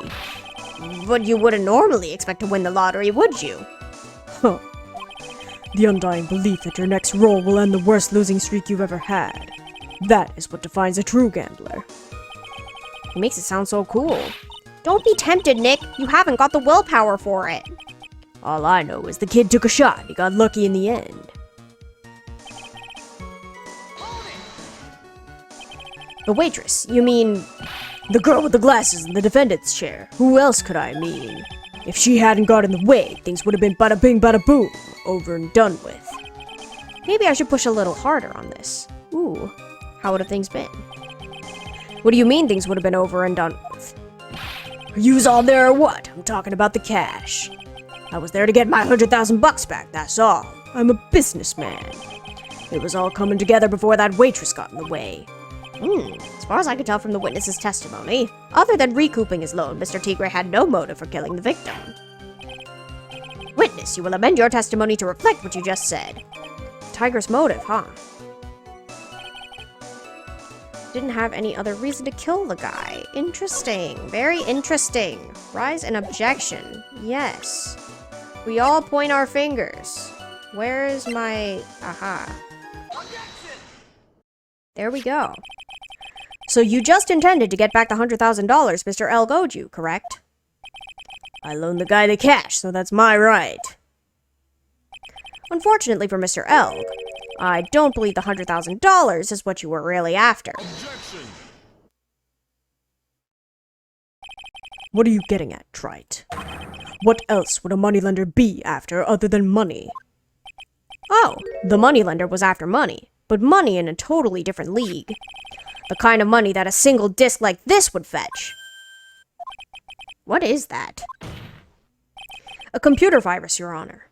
A virus called MC Bomber. A computer virus? What does one of those do? A computer virus is a program that wreaks havoc on the insides of a computer. A computer? What does one of those do? I guess the beard isn't the only part of his honor that is from the Stone Age. I'll explain it to you later, Your Honor. Right now, this is the important point. A virus like MC Bomber would be worth several $1 million on the black market. Several $1 million? Lending money with no hope of ever seeing repayment would normally be bad for business. But in this case, the very fact that Glenn Elk had no way to repay the money is crucial. What? Glenn Elk was a programmer, a highly skilled programmer. That skill was the collateral Mr. Elk put up in order to borrow the money. Objection! You're trying to suggest the witness's motive was to get hold of that program. Exactly. The witness may have poor fashion sense, but he's by no means an idiot, right? A man like him could get his hands on $1 million without resorting to murder. Of course he could, provided that he had time. But what if he had needed the money right then? When the pressure's on, the luxury of choice tends to disappear. It seems you have a logical conclusion for this theory, Mr. Wright. Would you care to share it with us? Why did Mr. Tigre need the money to the tune of $1 million? Where is... Aha! In December of last year, you found yourself in need of a huge amount of money. About 6 months ago, you were involved in a traffic accident, weren't you? An accident involving a car and a scooter in which a young woman was injured. Crazy that the one on the scooter is fine. She was taken to the hospital where she underwent surgery. How much of this do yous know? These medical papers document the treatment of the young woman in question. According to these, her operation cost $1 million. And yet, when the payment was due last month, you somehow managed to pay it in full. $1 million? A preposterous sum. Someone should sue these HMOs. Huh. No one would pay a bill like that. If the medical association got wind of it, the hospital would end up as dead as a morgue. But Mr. Tigre had no choice but to pay, because his very life depended on it.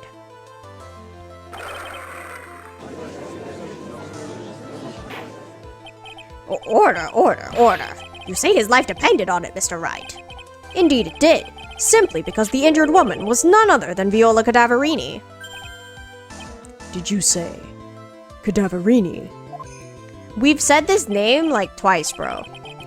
Bruto Cadaverini, mob boss in charge of all underworld activities in the city, and doting grandfather to his precious Violetta, also known as Viola Cadaverini. Your life was in danger unless you paid compensation to the boss, correct? It makes sense. You were desperate to acquire the $1 million Bruto Cadaverini demanded of you. So desperate, in fact, that you decided to sacrifice Glenn Elk's life to pay your debt.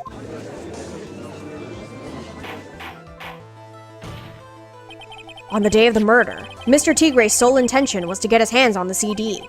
Glenn Elk had no way of paying back the $100,000, and Mr. Tigre knew it. But then a miracle happened. The kind that Mr. Tigre would prefer to say never happened. But he can't, and neither can I. The lottery win. Exactly.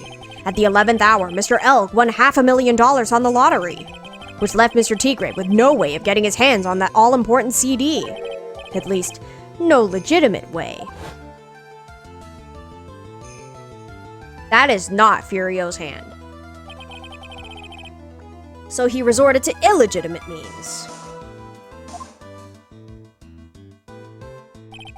That's crazy. He murdered Glenn Elk and then made his next move, to frame Maggie Bird for the crime. Mr. Tigre posed as Glenn Elk, while Viola Cadaverini played the role of Miss Bird.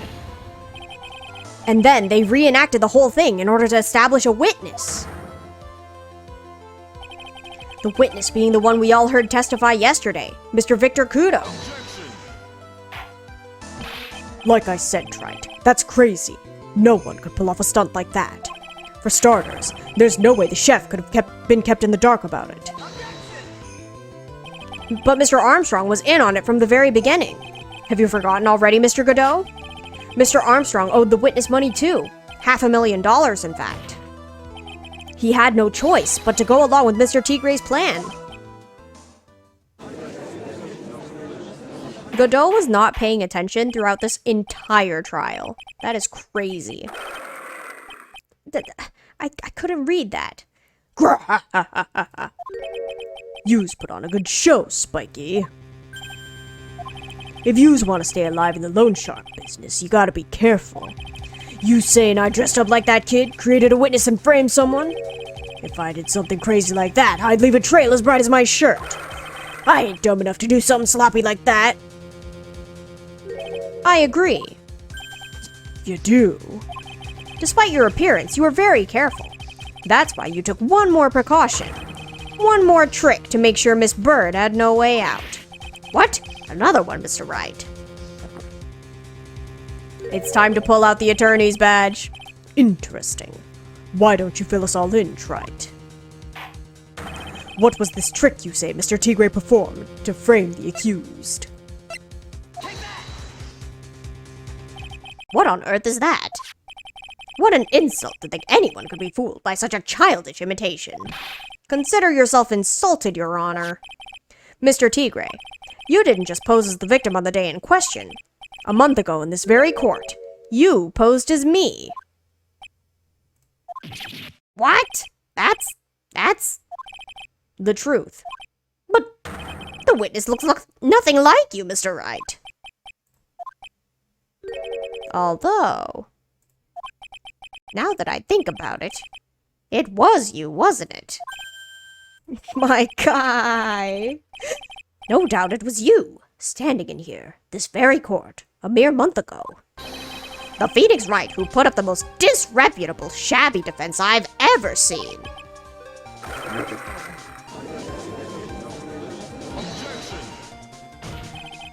Can you prove that, Gramps?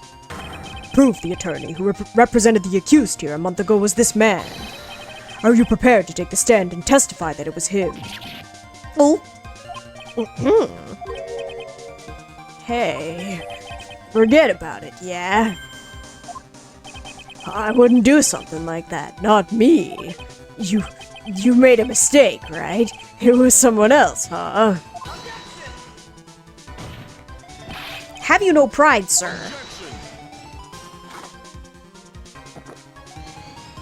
This isn't a matter of pride. In case you didn't know, Trite, here in court, we deal with people's lives.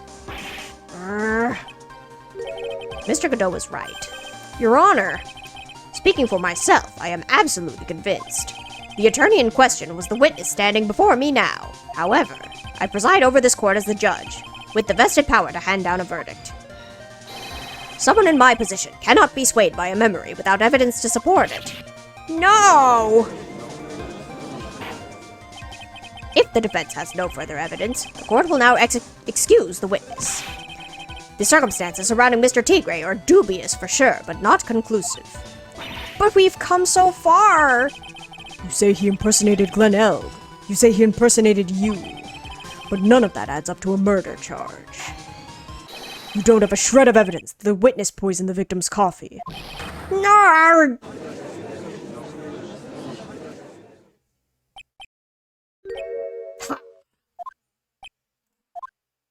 Sucks to be you, right? Don't mess with the tiger, you're gonna get mauled, you's got that? All we managed to do here was chase him around a bit. I was so close to getting him to admit his own guilt. Ha. Looks like I won't be needing a refill. If I just had one more piece of evidence, then maybe I could get Maggie off the hook. This witness's cross-examination is over. You're free to go, Mr. Tigre. No. Hold it. Your Honor, sir. Wait! Detective? Detective Gumshoe? Sorry I took so long, pal. I staked everything on this. My badge, the works. So here it is. My heart's counting on this too. What is it, Detective? Isn't it obvious, pal? It's the final decisive piece of evidence. What?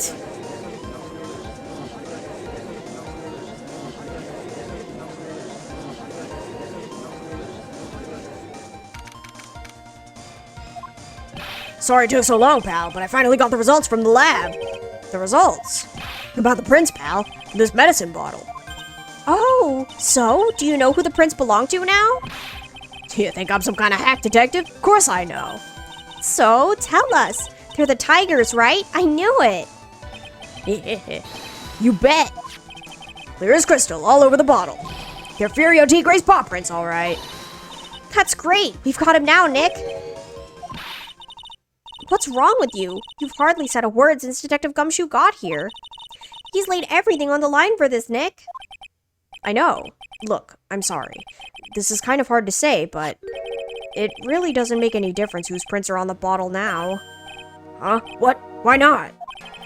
What we need to produce at this stage in the trial is irrefutable evidence that the tiger put poison in Glen Elk's coffee. He's already admitted that he met the victim. The fact that his prints are on this bottle, that really doesn't make a difference now. No, he's so sad. I knew it. Great. No matter how hard I try, I'm never of any use. Hey, don't be so hard on yourself. This is our last chance to help Maggie. And I've been working on some useless piece of evidence the whole time. It's alright. I'm a real loser. It's not breaking news to me, pal. Detective Gumshoe? Maggie? You've been working on something? For me? Nargummy, he's baby. Sorry I let you down, Maggie. I know you didn't do it. And I'm a detective. We're supposed to be able to prove stuff like that. I'm really sorry. I'll get out of your hair now. Detective Gumshoe, wait! He's gone. Isn't there anything we could do now, Nick? I wish there was. Gumshoe worked so hard to get that evidence. If only there was some way I could use it. He's so sad.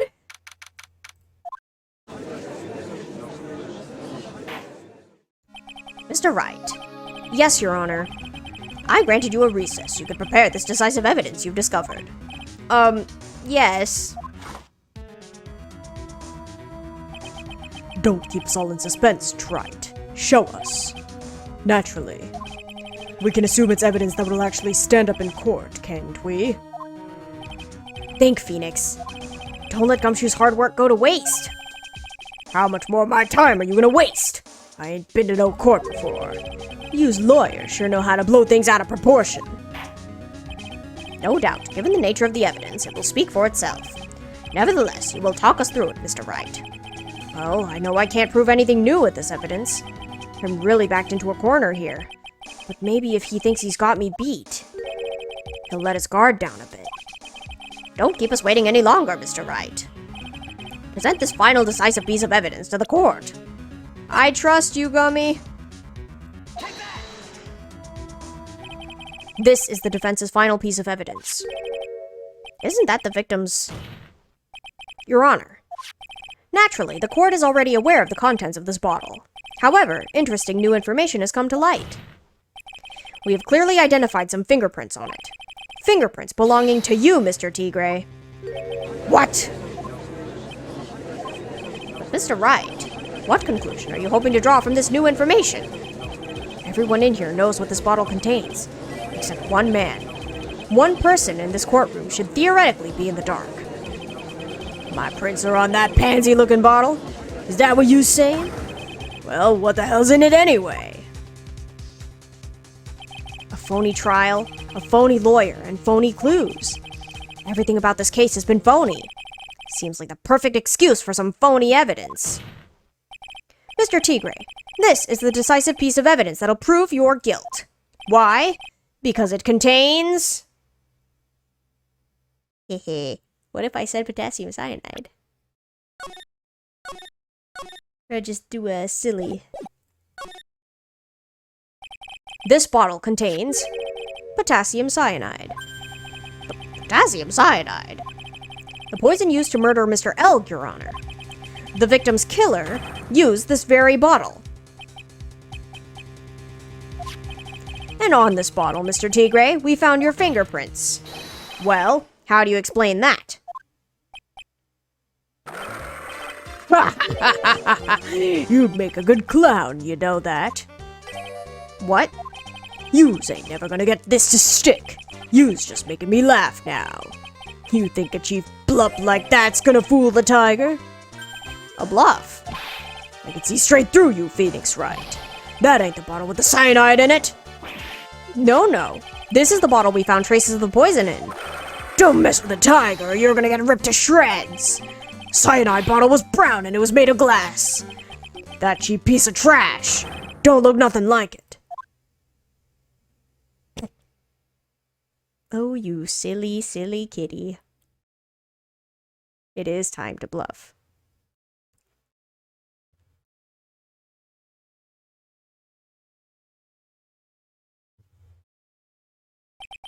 Got him. At last. You just finished this case? Hi, site director. Welcome. Did you enjoy it? What? Why's everyone gone quiet? I said that bottle. Is this the bottle you're referring to? Yeah, that's it. That's the bottle the cyanide was in. But yous ain't gonna find my prints on that bottle. Don't let that cozy-looking suit fool you people. That lawyer's just playing games. Tell it, Mr. Prosecutor. Tell that guy where to go. You still haven't figured it out. Don't you realize what you just said? What I said? What did I just say? You were summoned to this court for the first time earlier today. If you really had nothing to do with the murder, you shouldn't have known all the little details. It was alright.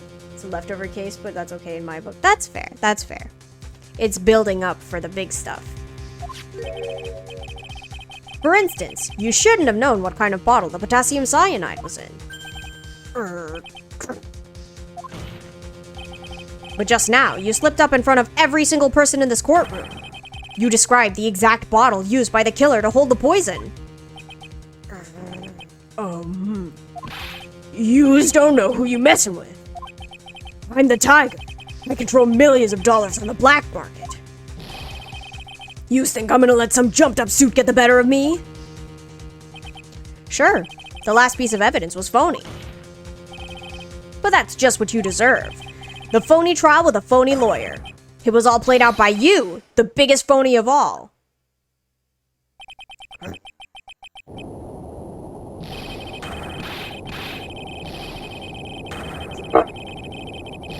Not your favorite case, but it's alright. Yeah. That makes sense. What is your favorite case then? Do you have one?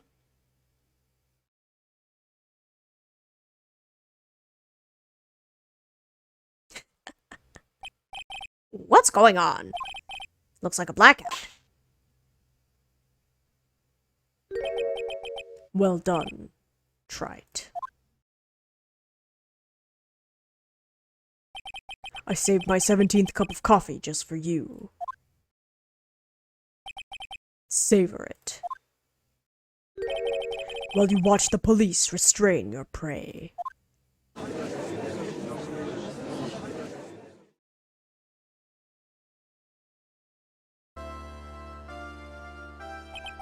Mr. Wright, you caught a tiger by his toe, but if this one hollers, he won't be let go. Now then, how are things going with Mr. Tigray, Mr. Godot? He's being arrested on suspicion of the murder of Glen Elg, Your Honor. Fortunately for us, we managed to rectify a very grave error. Miss Bird was found guilty in the absence of a genuine defense attorney. On the last case for TNT Vote, your favorite has to be Turnabout Sisters. That's fair. Totally valid. Turnabout Sisters, that's game 1, right? Game 1 trial 2? Is that the one with red, white? I'm not good with the names. Yes, she was. And in the absence of genuine evidence. But the tiger made one mistake. Indeed. He very nearly got away with everything if it wasn't for that one slip of the tongue. Furio Tigre is a truly frightening criminal. Huh. The truly frightening one is that defense attorney over there. Godot. First game, second case. Yeah, that one's good. Red White is so funny. Well, I am now in a position to deliver my verdict. This court finds the defendant, Maggie Bird, not guilty. Yippee!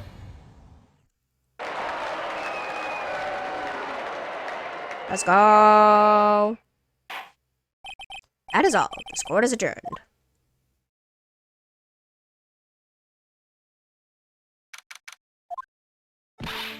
Mr. Wright, I'm at a loss for words. Thank you, sir. Congratulations, Maggie. I was so mad when Mr. Wright landed me in all that trouble a month ago, but now I feel like I can forgive him. Hey, that wasn't me, Maggie. That was the tiger. Look, Nick, in the doorway. Detective Gumshoe. Oh, guess I'll be heading off then. See you around, pal. Minor Turnabout Succession and the Cosmic Turnabout. What is Turnabout Succession? I know Cosmic Turnabout. That's game... Okay, wait. Game 5? Is that game 5? The space one, right? With Simon's sister and the old guy on a scooter. I love him so much. Yuri Cosmos, my boy. Which one is Turnabout Succession? Wait. Once I finish TNT, I'm gonna start AJ alone. Oh yes, okay, I love all the games.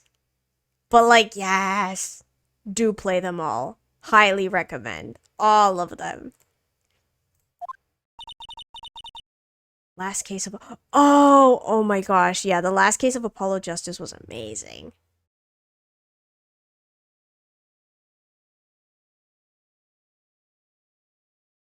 I think the Apollo game had my favorite, like, mastermind. Oh, it was so good. Detective Gumshoe. Oh, yeah. Congratulations, Maggie. Thanks. I knew you were innocent all along. Why didn't you say that in your testimony, then? Huh? Oh. Know everything with the trilogy. I know nothing about Apollo Justice. That's so fair. I mean, the trilogy's, like, the most well-known, I'm pretty sure. But honestly, the Apollo games are so good, too. Like, don't sleep on them. They're so good. Oh, well, Well, guess I'll be heading off then. See you around. Wait up, detective. He just ran off. Maggie, why are you being so hard on him? He busted his butt for you.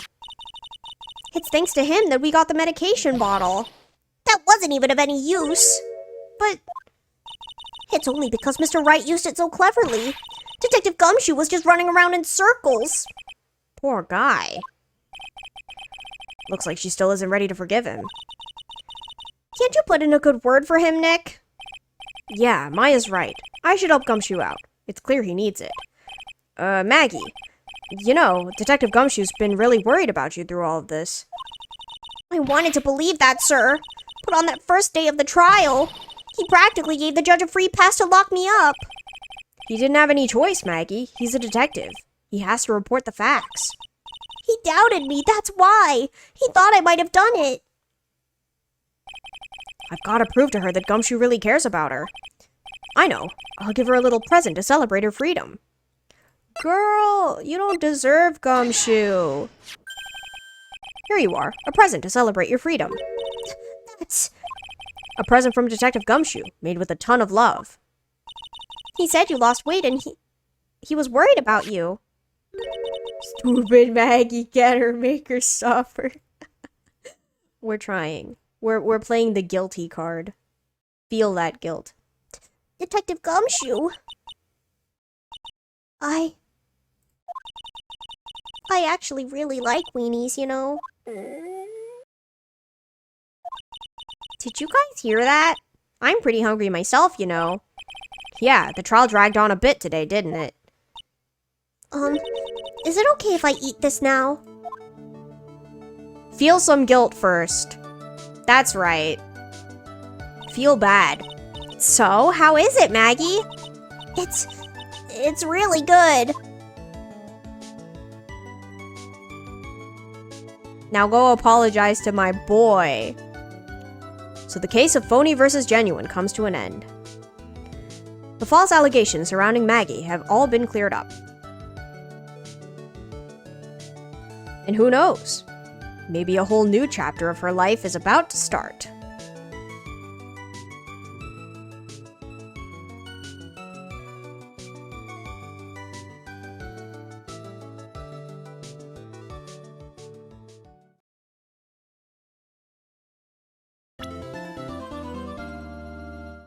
Turnabout beginnings. Ooh. But we will be saving that for next time. Thank you guys so much for coming. We're gonna stop here for today. But hopefully I will see you the next stream. Yeah, bye-bye. See you.